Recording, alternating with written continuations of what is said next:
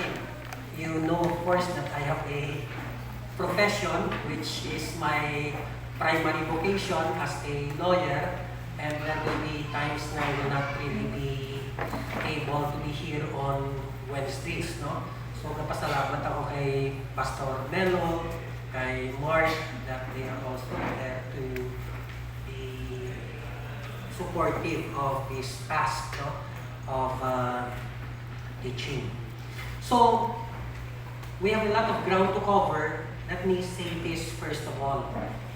Number one, last time, to be honest with you, when I was here around 2 Wednesdays ago, medyo hindi ko satisfied in the way I handled this very important topic of creation. Kaya I felt there was something off. I was, in a sense, forced to engage in things that I was not competent in. Like, for example, science. And I felt that I was also distracted and diverted from what the Bible was really teaching. Kaya I had to engage and to talk about matters na medyo layo na yan sa ginatudlo mismo sa scripture. Basic related, but it is not really what the scripture is really talking about, no? Especially when it comes to creation. So, gusto ko siya balikan. It might not be in your notes, but it's very important that we settle this. I do not think na ma-settle gitni natin siya subong gabi, kay this is a controversy that has been going on for many, many years. Ang damo na Christian may kanya-kanyang view, position, and interpretation about creation, but I will do my best to show you na importante yun yung maintindihan kasi even though we will have disagreements, kay creation is very fundamental. Damo kita mga importante nga proofs and doctrines that are very dependent on the foundational doctrine of creation. In other words, magsala kita sa atong pag-intindi sa creation ang ibang mga doktrina like salvation, like sin, and other doctrines, makolapse man lang sila. And so much depends on the doctrine of creation, no? So, it's very important that we get this right. Although, because it is very difficult, there are things that we can have valid differences or legitimate disagreements. Anyway, those will become clear as we go along. So, by the way, I would like to give you a caution beforehand. Sa akong pagprepara sa inyong topic, may kabudlayan manggit. So, I will have to ask you to be a bit patient. Kung may pangangkot ka mo later on, please ask them. Kaya this is not an easy topic. Now, there are some people who think nga hapos lang ni siya. So far as I have studied it, though hindi ni siya hapos, kinanglan in-depth, ka-diligent, gining tunanay. But the difference today and the last time nga I taught about creation is that I will focus more on the text, especially Genesis chapter 1. In other words, this will be more of a meditation on scripture. Hindi na kita ma-diverted kag ma-distracted sa mga scientific matters which actually in the first place, most of us know little about. In other words, what I'm saying is, last time, gin-approach natin ang topic of creation from the perspective of apologetics. Okay? And from the perspective of scientific controversy, which I think was a mistake. So, buong ko na-realize na medyo sa laptop. Dapat, we should have approached, especially Genesis 1, from the perspective of theology and spirituality. Because Genesis 1 and the Bible as a whole is a book of theology. It is not a book about science. Genesis chapter 1 was not written in order to resolve controversies and questions about evolution, the age of the earth, etc. It is primarily about God, His relationship to the world, and our relationship to Him. Kag kung madula ang aton focus sa ina ng mga fundamental truths na talang kita, we will miss what the Bible is really trying to teach regarding creation. So I felt, iwaton ko lang, to summarize, I felt that last time we were diverted and we were distracted by peripheral matters. Pwede ko gani ihambal irrelevant. And that will become clear as we go along. So, kato kita sa aton nga slides. Okay? Okay. Sala no, gamit yun lang. Science. Okay.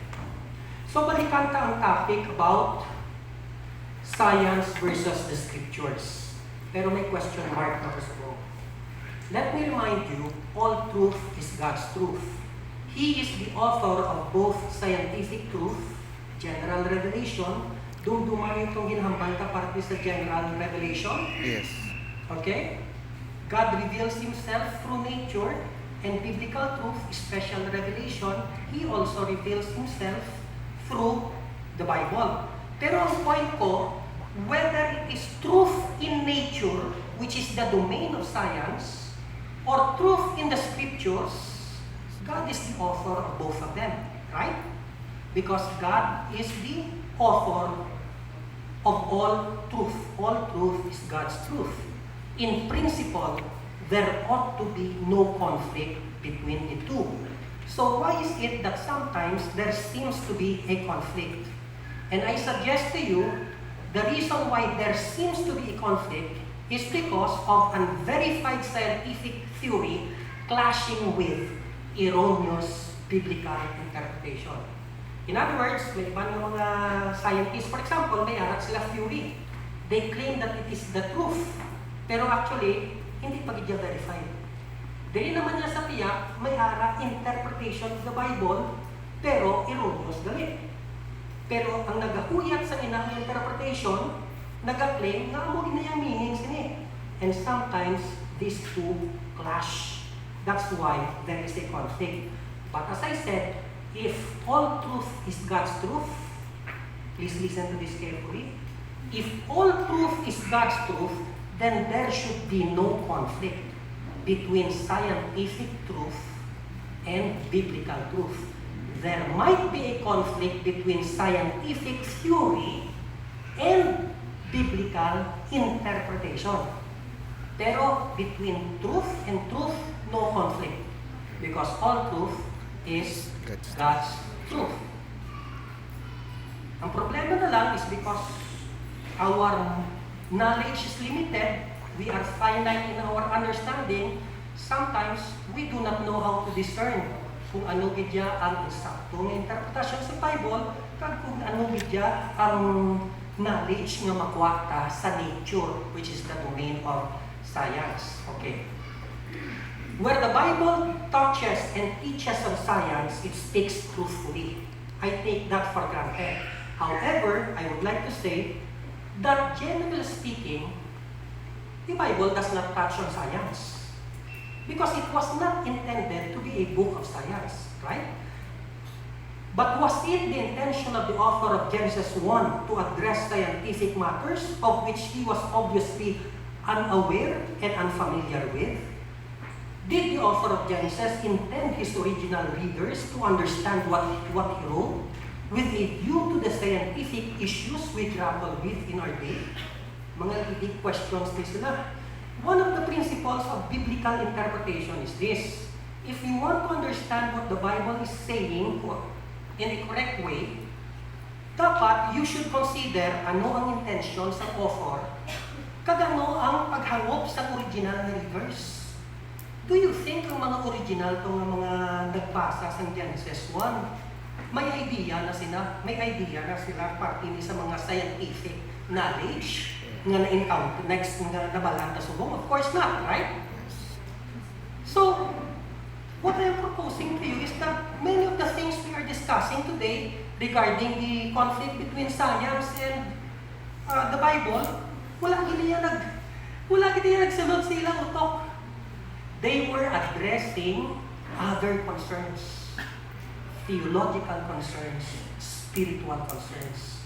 Kaya mo nang suggest ko din that when you read Genesis 1, you should not force it. You should not force it to answer scientific questions. Because maybe, and I think, actually I'm persuaded by this, it was never meant to answer the scientific questions of our day. But it was meant to address theological and spiritual issues like God and our relationship to Him, God and His relationship to the world. Okay. That will become clearer as we go along.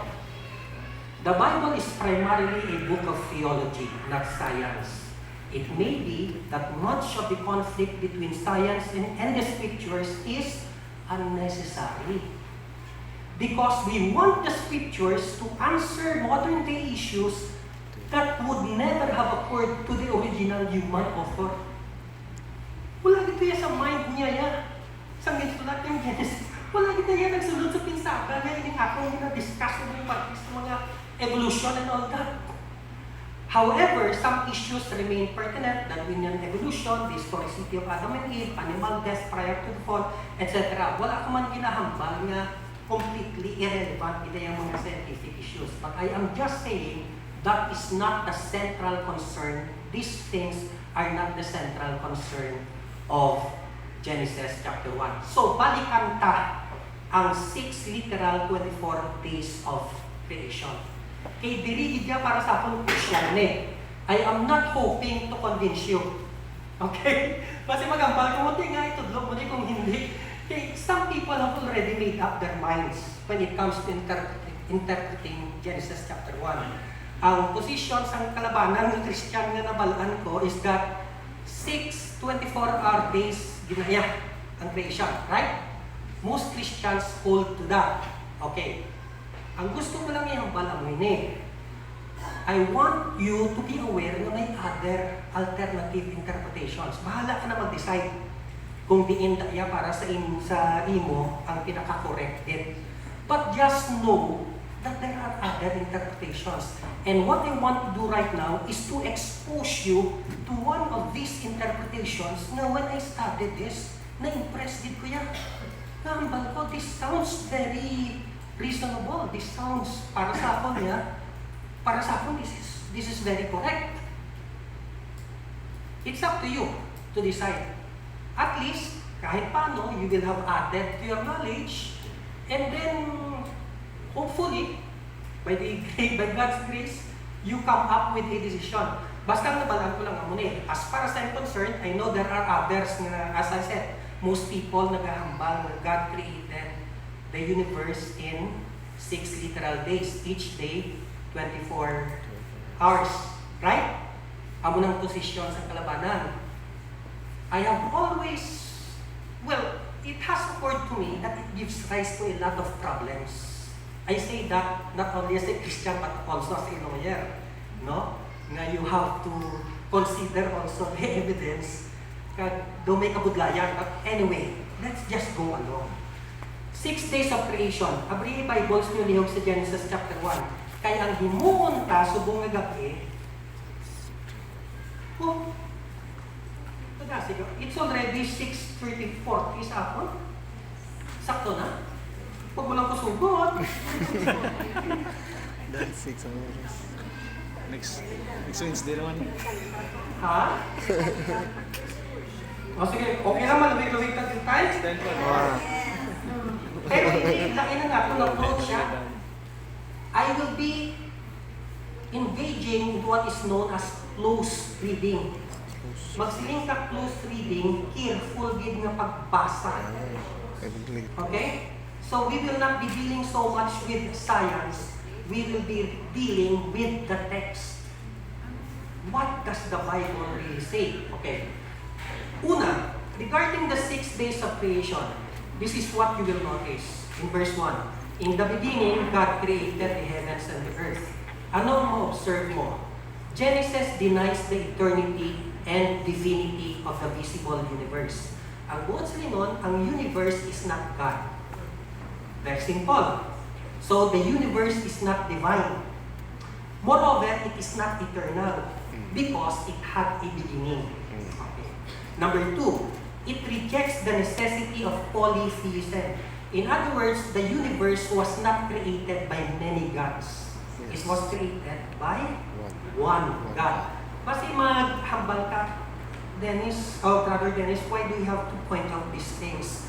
Because when Genesis chapter 1 was written, ang context nila, sa ancient culture nila, sa kultura nila, ang ibang nga mga nasyon nagapati sa damo nga Diyos-Diyos, right? Yes. Kag may ara man sila sa ila creation nga accounts.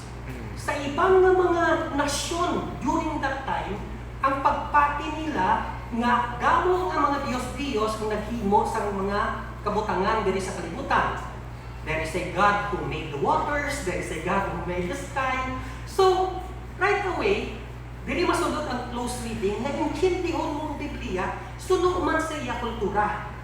You will find out that the author of Genesis was trying to counter what the other cultures believed.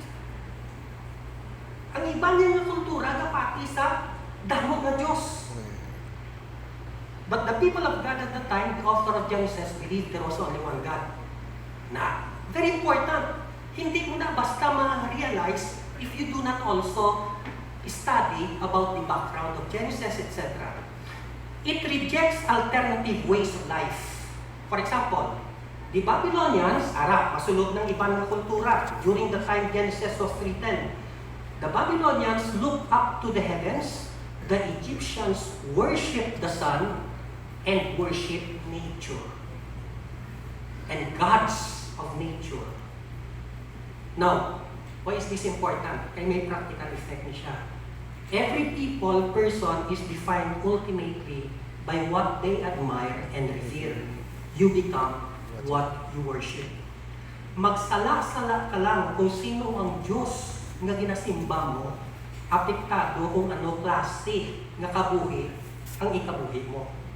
So for example, the Greeks, they had this, familiar naman ko mo sa mythology, no? Greek mythology. May arak sila mga Diyos-Diyos nila, Zeus, Hercules, Hera, Mercury, hindi yung drugstore. Anyway, ang point is, the Greek gods were very immoral. Si Zeus, for example, kung basahon mong Greek mythology, Zeus, no? Zeus, Z-E-U-S. Gapanago na siya gapanago siya sa iya asawa. May arak siya mga tiranda niya. Now just imagine how that will influence you if you are a worshipper of Zeus. Pagkakao mo to? So, Genesis was written to counter these other beliefs of this kind of other cultures. Okay, next. Verse 2, Genesis chapter 1. And the earth was unformed and void, and darkness was over the face of the deep, and the Spirit of God hovered over the face of the waters. Damo misteryo din. I will not go into those mysteries. But please notice, the focus is on a primordial earth. Dira sa Genesis chapter 1 verse 1, kundi hambal that God created the heavens and the earth. Pero paglambot mo sa verse 2, ang focus sa Genesis is on the primordial earth. Base magpamangkot ka, anong meaning sinang primordial earth? Medyo budlay na i-explicar. Sorry to say, medyo budlay na explicar. Basta ang kabalaan ko lang, based on Genesis, in a primordial earth, watery, formless, chaotic, lifeless, undifferentiated. Medyo budlay yung out. Watery, may ara, now the earth was formless. What does that mean? Formless? Di kung formless siya, anong iya form? Wala. Well, anyway, hindi ko na lang napagpadaluman kaya it's very difficult to understand. Ang point man lang is that sa Genesis, ang focus, ang earth. Kita. Wala na yan masyado focus sa mga quasars, sa mga kung ano na other parts of the universe. Out of this, everything or nearly everything else will come to be through a process of demarcation, distinction, separation. Okay. Ari ang primordial earth, it was formless, it was watery, it was chaotic. Now, paglambot mo sa verse 3, God will start creating. Okay? How does He create? By means of separation. Okay. Malambot kita that. Summarize na lang niya. If you have time, read Genesis. But please take note of the word separation. On day 1, light. God created light, right? And the separation of light and dark, named day and night. Dili pa lang, may clue ka na something is off. Because on day 4, amo ang pag-create sun, moon, and stars. Kaghambal dira sa verse 4. Mabalik kita sa verse 3 karon sa day 1 karon. Pero lumpat ka lang na sa day 4. Verses 14 to 19. Anong mabalda? The lights. And God said, let there be lights, etc. Let them serve as signs to mark sacred times and days and years. So ang question paano ka makahambal nga sa day 1 pa lang, may 24 hours na, wala ka pa man galing basihan sa 24 hours. Wala pa gani ang sun, moon, stars. Kag ano ning light na ini? Mystery. Pero ang misteryo man kay naghambal magit siya sa day 1, and it was evening, and it was morning, the first day. So medyo problematic. May day na mention, pero ang sun, moon, stars, day 4 pa.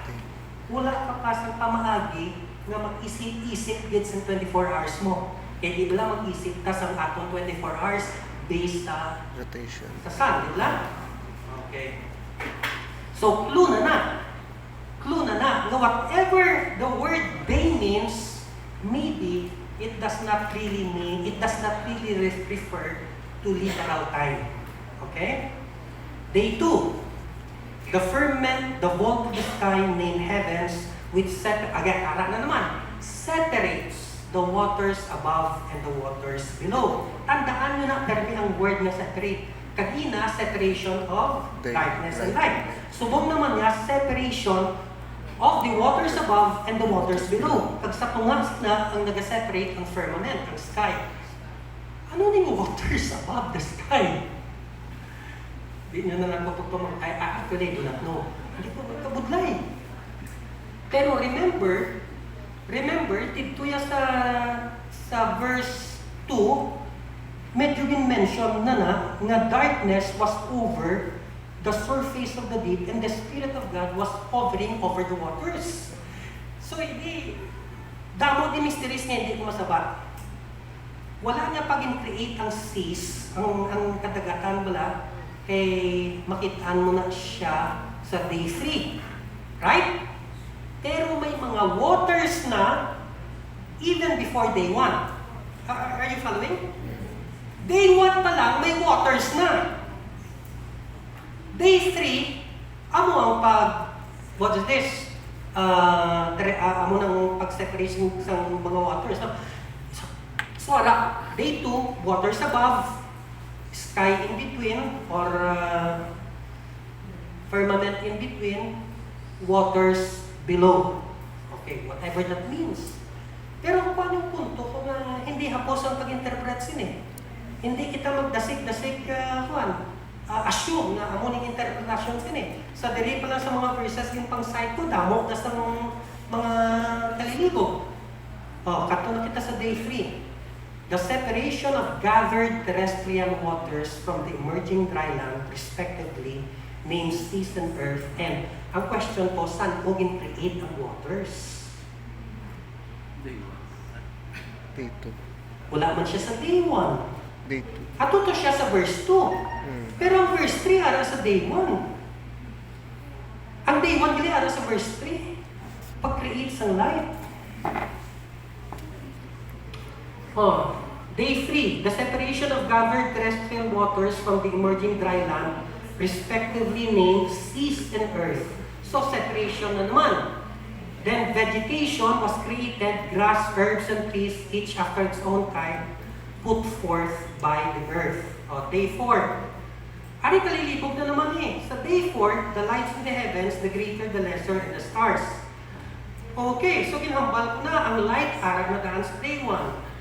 Kaso may day and night na sa day 1. Pero sa day 4, pag in-create ang sun, moon, and stars.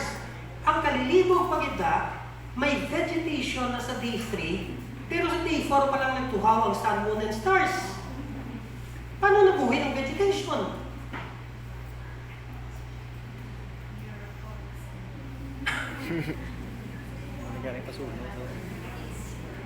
So in other words, it's not really that simple.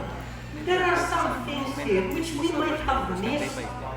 Dahara kita nga inchintihon na literal 6 days, but there are things here na do not fit in. So that's why I am asking you to reconsider, or at least consider an alternative interpretation, because it's not that simple.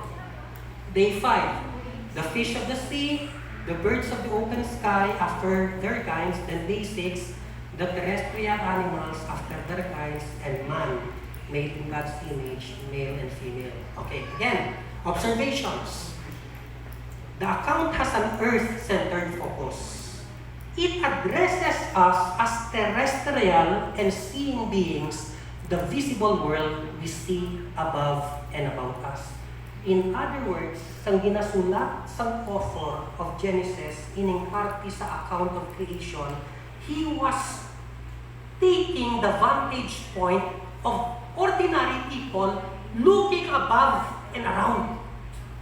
Earth ang focus, kag kita ang ginabasihan niya when he wrote this. Ining mga original ko nga readers, ano ang makita nila when they look around them? Ano ang makita nila when they look above? Ang muna ang perspective sa author when he was writing this. In other words, he was not concerned about atoms. He was not concerned about quantum mechanics or quantum physics. He was okay, again, by addressing human beings exactly as they experience the world, especially through sight, ang makitaan sa tao, ordinary nga tao, Genesis began with what is familiar and first for us and for all mankind at all times. The point of view is familiar rather than scientific. So nagtalang kita when we try to interpret it and when we try to make it fit with scientific theories, because that was not the intention of the author at all. He was trying to impart the truth of creation according to the point of view of the people who were looking above and around them. Nakita niyong creation? Now I will tell you about creation according to your familiar experience. Kaya?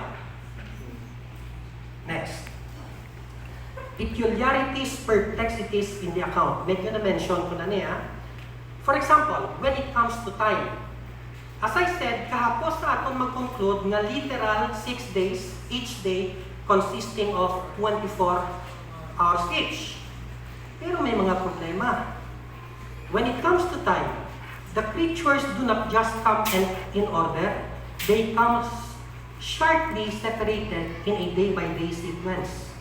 Was creation instantaneous or gradual?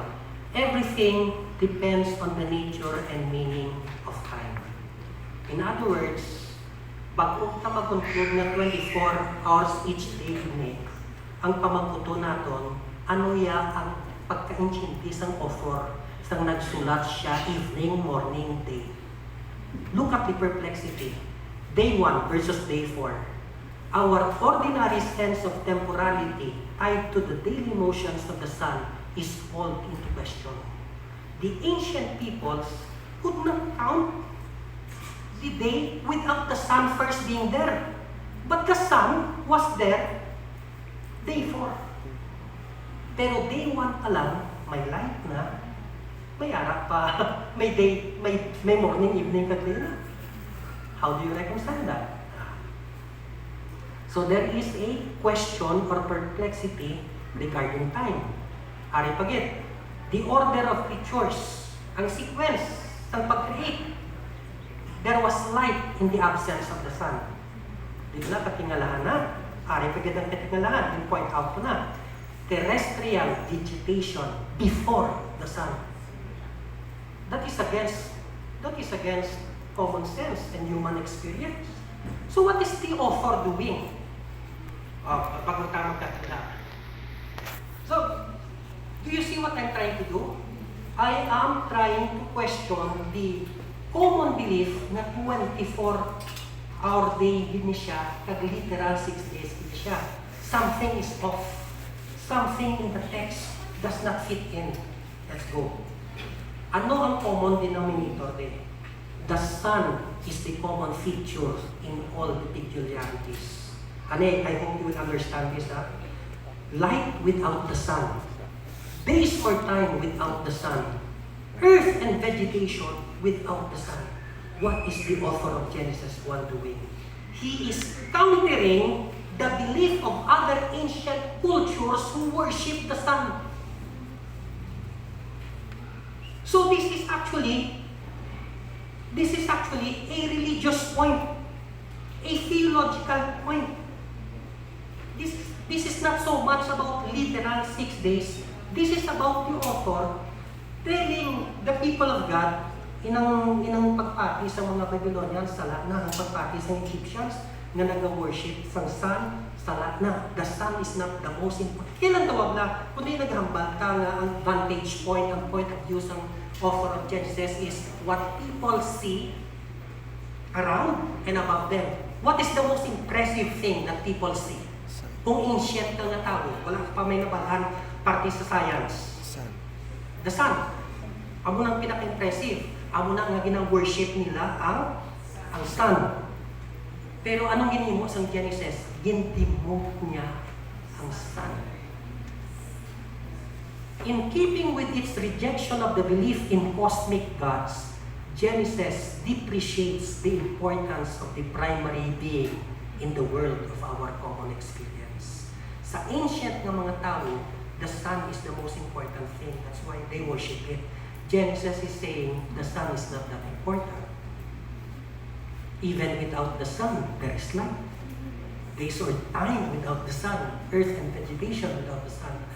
The striking demotion of the status of the sun leads us to suspect that the author of Genesis is engaged in teaching something besides what came first or next. The apparent temporal order could be an image or literary vehicle for the ontological order, the intelligible and hierarchic order of the beings. Explicar ko lang In other words, ang author of Genesis was not really teaching about the timing of creation. Ang ginatudlo sa author of Genesis is the wisdom of God in creating. The intelligibility of the universe. Kagsubong, ipakita ko na sa inyo. Look at this. Katingalahan Kundi kita, diretso-diretso lang ta. 1, 2, 3, 4, 5, 6, 7. Pero lang tawa Lang tawa ang ginatawag na parallelism. Day 1, light. Day 4, lights. Day 2, heaven, separating space between waters below and waters above. Waters below, waters above. Number 5, kaparallel, correspond, fish and fowl. Fish sa waters below, fowl sa sky. Kita niyo parallelism? Number 3, earth, dry land, kagang nagtuhaw, plants, makers of fruits. Diri naman niya sa 6, land, animals, including man. Okay. Let's proceed. Pero diri pala, the fact na may parallelism shows na lain ang concern. Lain sa concern. Diretso na lang kita. I will come back to that. Day 1 brings light. Day 4, the heavenly lights. Day 2 brings heaven, separating waters from the above from the waters below. Day 5, the living creatures, fish and fowl, that live in the waters below and that fly before the blue heavens, the sky. Days 3 and 6 have in parallel double creations, giving them preeminence in their respective triads. Ang buot lingon, ang 3 kag 6 amo ning pinaka-importante. Okay? Amo ni ang sa ranking sa creation, amo ni silang pinaka-taas. Especially ang plants, lands, animals. Of course, you could also mention kay buhig sila. Okay. Please notice this also. The second 3 days, diri sa balikan ka na, bring creatures that all have locomotion, unlike the first 3 days. Moreover, the mobile creatures are arranged in order of progressively greater freedom of movement. Anong mood sila nun sila? Lantawa ang first na column. Hindi kagiho. You notice that? Ang ikaduhang na column, gagiho. Kag-progress ang ila mobility. Mas makagiho ang day 5 kag day 6 compared sa day 4. Kaya ang 5 kag 6, buhit na sila. What is happening here? As I said, medyo galong-galong na ya. Pero it seems nga ang ginapakita sa author of Genesis is not so much timing, it's logic. It's rationality.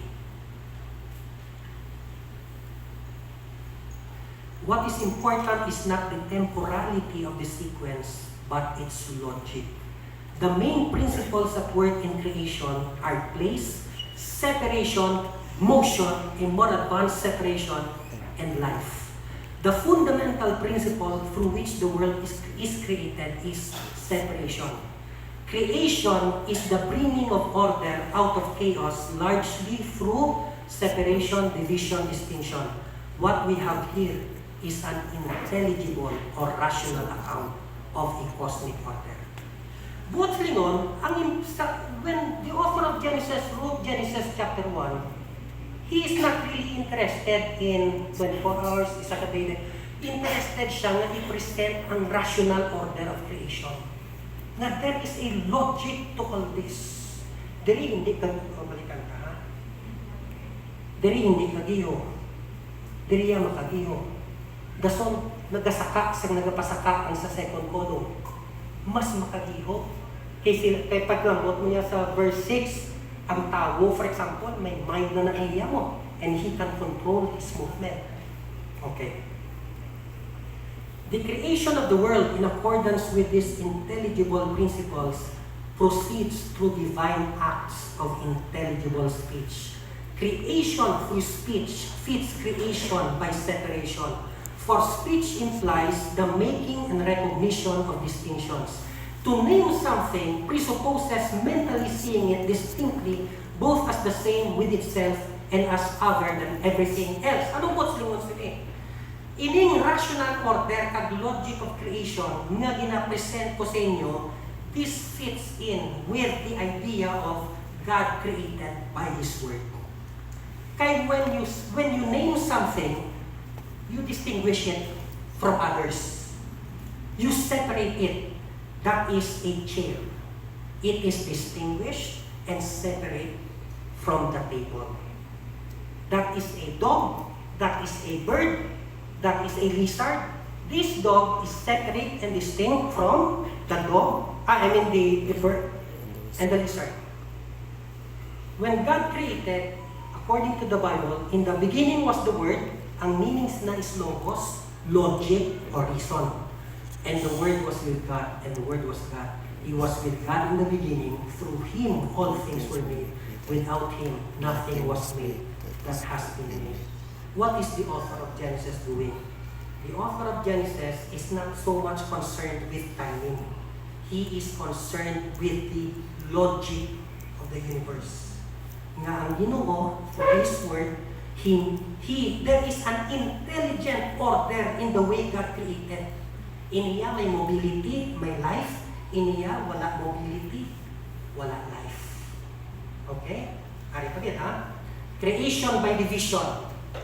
Medyo, as I said, hindi siya may kapuglayan, pero kung maintindihan mo na, everything becomes very enlightening. Lahat ako nila nagambal kita, separation is the main principle in creation. Nga, di ba ang word nag-separate one thing from the another? Amo mo na sa creation. When God created, He separates. He separates non-life from life. Light. Okay? He separates light from darkness. Now, lahat na all creatures either lack place or have place. They lack definite place, regions needing to be filled, heaven, seas, or earth, or have definite place, fill place within a region. All creatures lack local motion, present plants, kay nahigot gila sila sa ila, kung di sila in-plant, or they have local motion. They either lack life, sun, moon, and stars, or have life. Pero kita yung principle of separation din. Ha?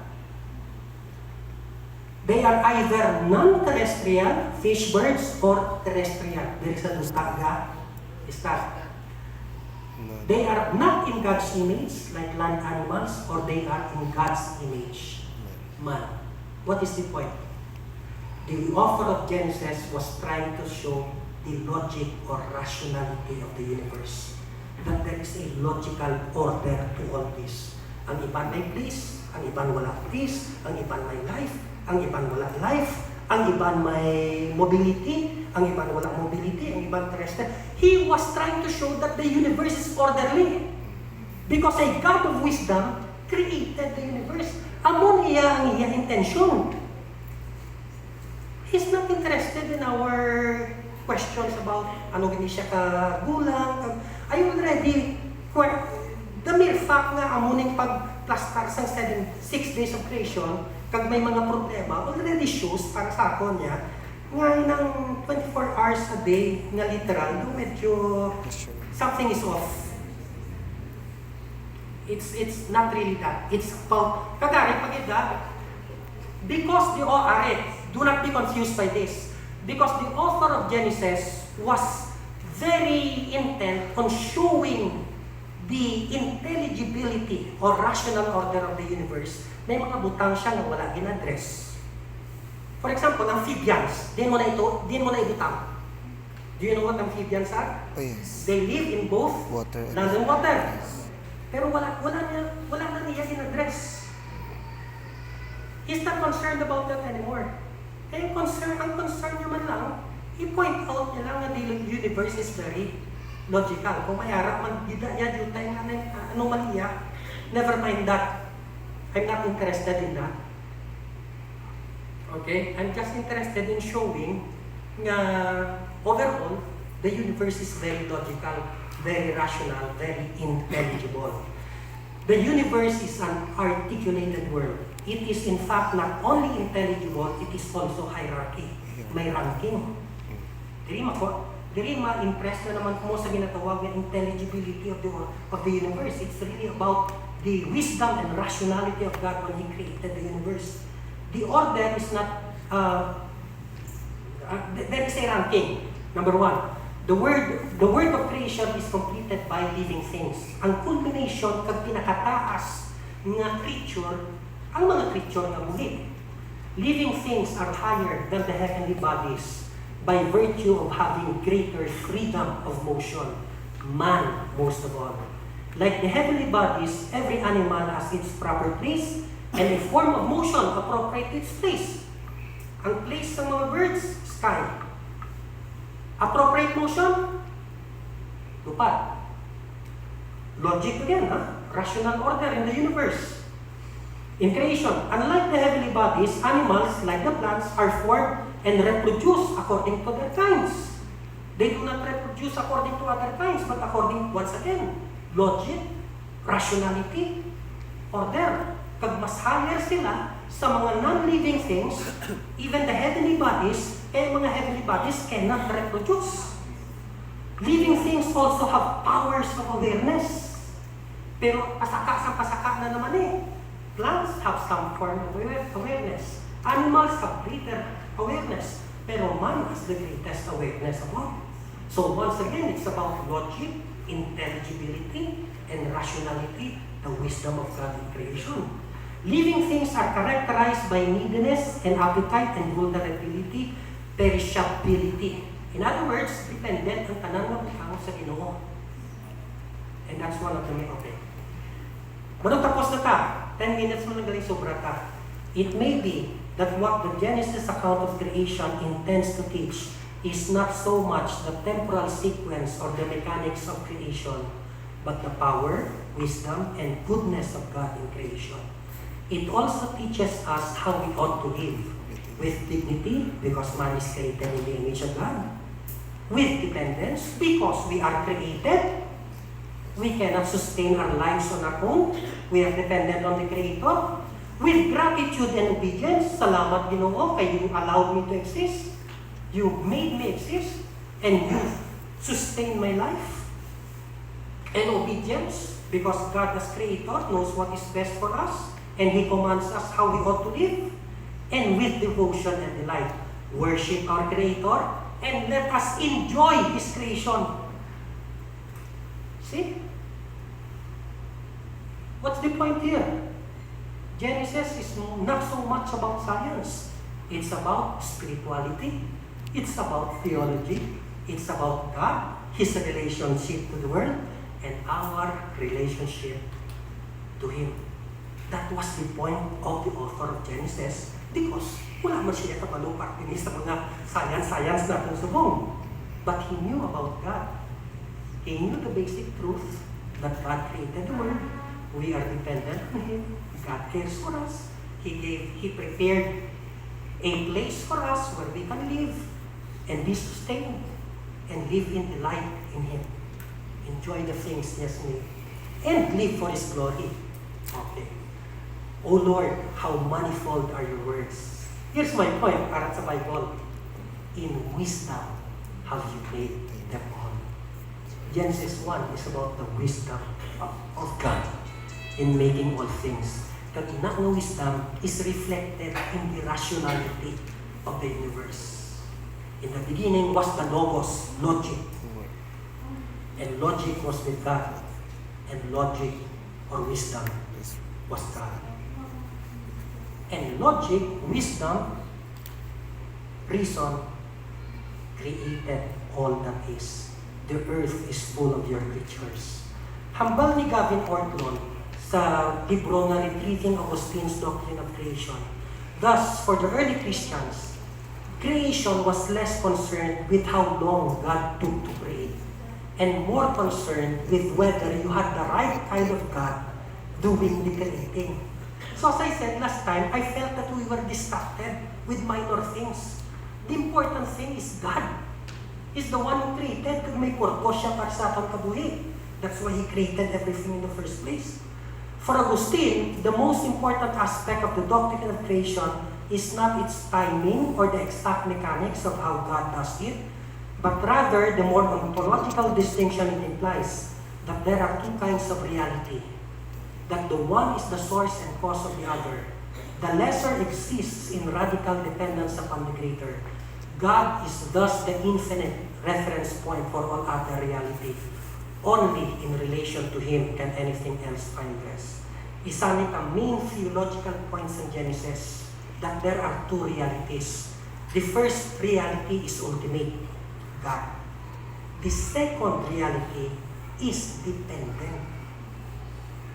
The most important thing in what is important in Genesis 1 is not the 6 days.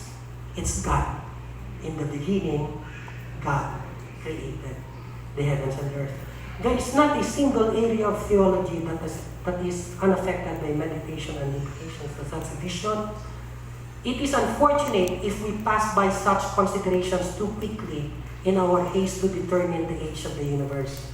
In other words, kung anong magiging mga opinion natin, kung anong kagulang ang kalibutan, it may be that those are side issues. Ang importante, Diyos nga nagtuga sa aton, ang relasyon ta sa iya, ang relasyon sa Diyos sa aton kalibutan. kag kung paano kita magkabuhi sa tubangan sang Dios nga nagtuga sa aton.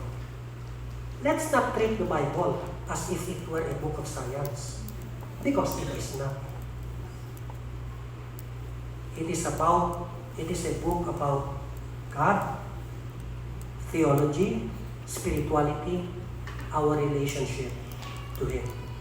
Okay, amuning mga basa ko in preparation for this, Introducing Christian Doctrine by Millard Erickson, in the Beginning of Wisdom, reading Genesis by Leon Arcas, and Retrieving Augustine's Doctrine of Creation by Gavin Portland.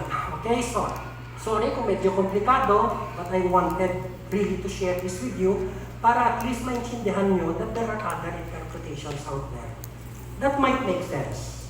Okay? So, thank you for listening. Okay. Do you have any questions? May kabutlayan? Medyo may kabutlayan. Medyo.